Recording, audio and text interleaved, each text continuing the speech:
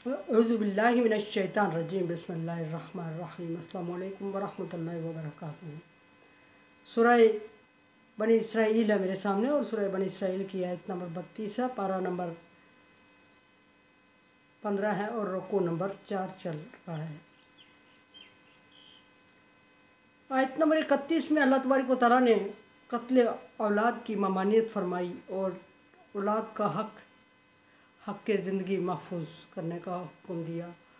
और फिर एक वजह जिसकी वजह से औलाद को कत्ल किया जाता है, अक्सर जाता था नहीं अभी भी चल रहा है, उसकी वजाहत फरमा दी और हौसला अफजाई के लिए फरमाया कि नहनु नरज़ुक़ुहुम व इय्याकुम, उनको हम दे देंगे, हम रिज़्क़ देंगे और तुम्हें भी हम ही दे रहे हैं। फिर इंसान की एक मामूली सी सरजनश करते हुए इंसान को इसकी औकात याद दिला दी कि तू क्या रिज़्क़ देगा जो अपने लिए मुहैया नहीं कर सकता, हम तुम्हें दे रहे हैं, हम उसे देंगे, अल्लाह फरमा रहे हैं। आगे दूसरी वजह बयान की औलाद की कत्ल करने की। पहली वजह तो मुफलसी के डर से कत्ल ना करो, हमने रिज़्क़ देंगे, उसी में पोशीदा दूसरी वजह मैंने बयान अर्ज़ की कि बच्चियों को जायदाद की को बचाने के लिए कत्ल किया जाता अरबियों का रस्म रवाज के मुताबिक। और फिर ये कि इज़्ज़त नफ्स मजरू हो रही है कि हमारी बेटी किसी के घर जाएगी या किसी की ज़िंदगी में जाएगी। ये सारी वजह कल बयान हुई शार्ट, और अभी भी किसी न किसी सूरत में ये इस्तेसाल जारी है औरत के लिए। यहाँ तीसरी वजह और सबसे बड़ी वजह औलाद का कत्ल करना मुज़मिर है। आयत में बज़ाहिर अल्फाज तो नहीं है, लेकिन इस आयत में ये एक वजह पोशीदा है। वला तक़रबुज़्ज़िना, ज़ना के करीब तक ना जाओ। ये नहीं हुक्म दिया अल्लाह तबारक व तआला ने कि ज़िना मत करो, ज़िना मत करो एक और बात है, ज़ना के करीब तक ना जाओ। बुरी से बुरी, बुराई से बुराई सबसे बड़ी और उससे भी बड़ी बुराई अल्लाह तबारक व तआला ने इसको ज़िक्र फरमाया। करीब तक ना जाओ, उस रास्ते में ना जाओ, उस एरिया में ना जाओ, उन बातों में ना जाओ, उस माहौल में ना जाओ जिसमें इसका अंदेशा है। और फिर फरमाया कि इसके करीब ना फटको क्योंकि ये कबीरा गुनाह है। और इस्लामी शरीयत में कबीरा सबसे बड़ा कबीरा गुनाह है ये, और इससे मना फरमाया गया है। और एक तो अल्लाह तबारक व तआला ने मना फरमाया कबीरा गुनाह है, बेरा रवि का शिकार होता है। और बहुत सारी रीज़न इसमें ज़िक्र फरमाई, बहुत सारी वजूहात हैं अल्लाह तबारक व तआला के मना करने की। एक तो बेरा रवि और एक की इब्तिदा होती है इससे। दूसरा ये होता है कि बच्चे का नस्ब महफूज नहीं रहता कि वो किसके साथ उसका नस्ब ज़िक्र किया जाए और क्या हुक्म होना चाहिए उस बच्चे का। तीसरा ये कि बहुत सारी बीमारियों को ये चीज़ जन्म देती है। दुनियावी लेवल पे अगर देखा जाए तो ये चीज़ बहुत सारी बीमारियों का सबब बनती है और इससे बीमारियां बढ़ती हैं। और बहुत बड़ा एक हिस्सा ये बीमारियां ले उठती हैं। और मतलब ये भी नहीं होता कि उस बीमारी से जानलेवा है, जान चली जाएगी। मतलब ये है कि वो कहीं एक औरों को उसमें मुलव्वस करती जाती है। सो इस बुराई से मना फरमाया। और अगर एक एक करके इसकी चीज़ें गिनते रहें तो मेरे ख़्याल में ज़िंदगी पूरी हो जाएगी और इसके मुज़र असरात ख़त्म नहीं होंगे, इतने इसके मुज़र असरात हैं। और फिर ये बहुत सारी बुराइयों को जन्म लेती है। और फिर ये कि बीमारी के हट के अल्लाह तबारक व तआला फरमा रहे हैं कि इन्नो काना फाहिशा, ये बहुत बड़ा फोश हरकत है। और एक बात हमारे यहाँ ये भी कि अगर ज़िक्र किया जाए इसकी सज़ा का, तो इसकी सज़ा बहुत ज़्यादा संगीन है। जितनी किसी जुर्म की सज़ा संगीन नहीं है जितनी इस जुर्म की सज़ा है, इसलिए कि इसकी सज़ा क़यामत के दिन इसका अज़ाब बहुत ज़्यादा है। और अल्लाह तबारक व तआला ने इसकी सज़ा बहुत रखी है ताकि उसका कुछ हिस्सा दुनिया में कट जाए और आखिरत की सज़ा में कमी वाक़ हो जाए। लेकिन हमारा इंसान है कि अब इसको एक पेशा ही मेरे ख़्याल में बना चुका है। कभी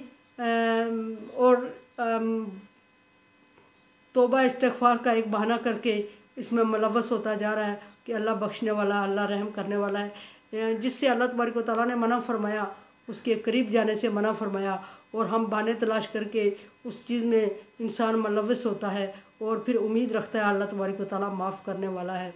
अल्लाह तबारक व तआला तो माफ़ करने वाला है, लेकिन अल्लाह तबारक व तआला ने आप लोगों को मना भी फरमाया है। और अगर इंसान इस एक चीज़ से बच जाए तो दुनिया की 99 बुराइयाँ ख़त्म हो सकती हैं, लेकिन वो इंसान इससे बच जाए। और इंसान तब तक नहीं इससे बच सकता जब तक कि उसको अल्लाह तबारक व तआला का खौफ ना हो और अल्लाह तबारक व तआला के सामने जवाबदेही का एहसास ना हो। हमारी दुनिया में जवाबदेही का एहसास ख़त्म होता जा रहा है और हम डरते हैं तो सिर्फ इंसानों से डरते हैं, इज़्ज़त से डरते हैं, पुलिस फोर्स से डरते हैं और सज़ाओं से, दुनियावी सज़ाओं से डरते हैं। अल्लाह तबारक व तआला के मना करने का लिहाज नहीं करते या अल्लाह तबारक व तआला से डर के किसी गुनाह को नहीं छोड़ते। सो जब हम दुनिया से डर के ये डरते हैं तो फिर कहीं ना कहीं छुपने की या पर्दापोशी की जगह ऐसी मैसर आई जाती है जहाँ गुनाह होते हैं। और जब अल्लाह तबारक व तआला से हकीकतन डरने लगे बंदा, तो फिर वो समझेगा कि दुनिया में किसी जगह पे भी जाके वो छुप जाए, अल्लाह तबारक व तआला की नज़र से छुप नहीं सकता। और जब छुप नहीं सकता तो वो फिर कैसे छुपा के करेगा। सज़ा का एक एहसास उसके अंदर जागेगा और वो इससे शायद कि अल्लाह तबारक व तआला रहम करे और इस बीमारी का कला कमा फरमाए। और ये कि इसकी सज़ा जो अल्लाह तबारक व तआला ने दुनिया में तजवीज़ की है वो, और पाकिस्तानी शरीयत में भी मेरे ख्याल में यही सज़ा है और कानून में भी, कि इसको संसार किया जाए या 100 कोड़े मारे जाए। 100 कोड़े किसको मारे जाए? जो कि मैरिड है उसको संसार करने की सज़ा है, और जो मैरिड नहीं है उसको 100 कोड़े मारे जाए। 100 कोड़े मारने के बाद मेरे ख्याल में इंसान को ज़िंदा ही नहीं रहना चाहिए, मर ही जाना चाहिए। और फिर ये कि इसको साबित करना इंतहाई मुश्किल रखा अल्लाह तबारक व तआला ने, क्योंकि अल्लाह तबारक व तआला नहीं चाहते कि ये बुराई ऐसी है कि किसी से डिस्कस किया जाए। बुराई को छुपाना भी एक नेकी है। अपनी बुराई को सरेआम डिस्कस करना महफिल में और निडर और बहादुर होकर करना, लोगों को बुराई की तहरीक देना होता है, बुराई की तरफ मुतवज्जह करना होता है। सो अगर किसी से ये बुराई सरजद होती है और वो अल्लाह तबारक व तआला से तौबा इस्तग़फ़ार करे और फिर बाकियों से डिस्कस ना करे, ताकि नई जनरेशन उसकी हौसला अफजाई ना हो और एक की देखा देखे दूसरे इस गुनाह में मुलव्वस ना हो।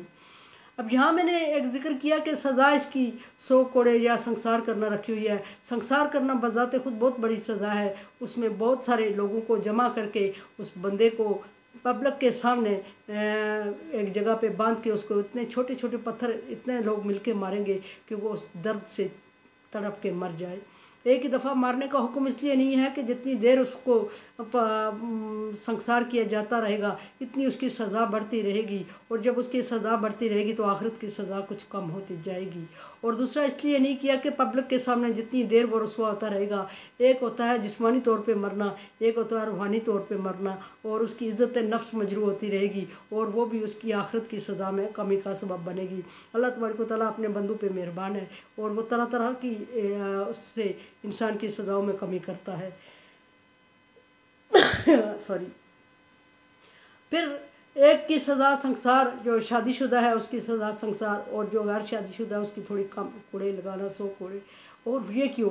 ये इसलिए कि जिस शख्स को अल्लाह तबारक व तआला ने जायज़ और हलाल रिज़्क़ सामने दिया है, वो खा जैसा भी है, वो पेट उसका भर सकता है, वो छोड़ के तो नाजायज़ की तलब में निकल जाए तो वो बहुत बड़ा ज़ालिम है। लेकिन अगर किसी को अल्लाह तबारक व तआला ने जायज़ दिया नहीं है तो उसको भी नफ्स पर कंट्रोल करना चाहिए। बहुत सारे तरीके अल्लाह तबारक व तआला ने बताए हैं और बहुत सारी हदीस हैं। मा उबर्रिउ नफ्सन इन्ना नफ्स लअम्मारा बिस्सू इल्ला मा रहिम रब्बी इन्ना रब्बी गफूरुर रहीम।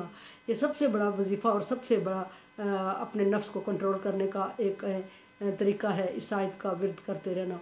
और फिर ये कि अल्लाह तबारक व तआला ने अपने बंदों को इतना आज़ाद नहीं छोड़ा कि किसी पर आसानी से ये इल्ज़ाम लगा दे इंसान कि इससे ये फ़ेल सरजद हुआ है। जो बंदा दूसरे पे गवाही देता है कि उससे ये फ़ेल सरजद हुआ है, तो बाकी गुनाहों को साबित करने के लिए अल्लाह तबारक व तआला ने 2 गवाह रखे हैं। बाकी गुनाहों को साबित करने के लिए 2 गवाह रखे हैं, शर्त कि 2 गवाह सब गवाही देंगे कि इससे ये जुर्म सरजद हुआ है, तो फिर उसका जुर्म तस्लीम किया जाएगा, उसका अदरवाइज़ वो मुल्ज़िम होगा, मुजरिम नहीं होगा। तो इस गुनाह को साबित करने के लिए अल्लाह तबारक व तआला ने 4 गवाहों को की शर्त रखी है। कि 4 गवाह देखेंगे और 4 गवाह भी प्रॉपर कंडीशन में देखेंगे, फिर हद जारी होगी इसकी। अगर 4 गवाह मौजूद नहीं है और इल्ज़ाम लगाने वाले ने इल्ज़ाम लगा दिया दूसरे पे और 4 गवाह से साबित नहीं कर सका, तो फिर उसकी 80 कोड़े सज़ा इल्ज़ाम लगाने वाले की है, क्योंकि उसने इतना बड़ा गुनाह इल्ज़ाम लगाया और फिर वो उसको साबित नहीं कर सका। फिर एक यहाँ मसला ये आता है कि जबरन हो जाता है, तो जबरन अगर डेफिनेटली जबरन की फ़ीमेल ही पार्टनर होती है, फीमेल तो किसी से जबर कर नहीं सकती, तो फिर जिससे जबर हुआ है वो सज़ा से माइनस हो जाएगा और जिसने जबर किया उसको सज़ा दी जाएगी। और फिर अगला जो एक मैंने अर्ज़ की थी कि अल्लाह तबारक व तआला ने कत्ल औलाद का एक सबसे बड़ी रीज़न यहाँ पोशीदा है, इसमें बहुत बड़ी नस्ल इसमें तबाह होती है, क्योंकि जब बच्चा दुनिया में आता है इस जुर्म की पादाश में तो उसका बाप मंजर आम पर नहीं होता। बाप मंजर आम पर नहीं होता तो माँ उसको या फिर कत्ल करती है या फिर ज़िंदा दरगो करती है या फिर दरिंदों के हवाले करती है, जो भी करती है। माँ की हिम्मत और हौसला और लानत अल्लाह तबारक व तआला के ऐसे लोगों पर। और ये बहुत बड़ा उससे भी कबीरा गुनाह है। और ये कि अगर उसको छोड़ दिया जाए को फिर किधर जाए बच्चा, और ना छोड़ा जाए तो फिर किधर जाए, ये भी एक बहुत बड़ी सज़ा है। और दुनिया में अगर इस तरह इन चीज़ों का कला कमाना किया जाए तो नस्ब महफूज नहीं रहता। और इस तरह की जब एक नस्ल इस जुर्म की पादाश में अगर एक नस्ल परवान चढ़ती है तो दुनिया में तबाही और बर्बादी आती है। और इंसानों के जुर्म सज़ा से, दुनियावी सज़ा से इंसान अगर छूट भी जाता है तो अल्लाह तबारक व तआला के हाँ वो लानती और मबूस करार दिया जाता है।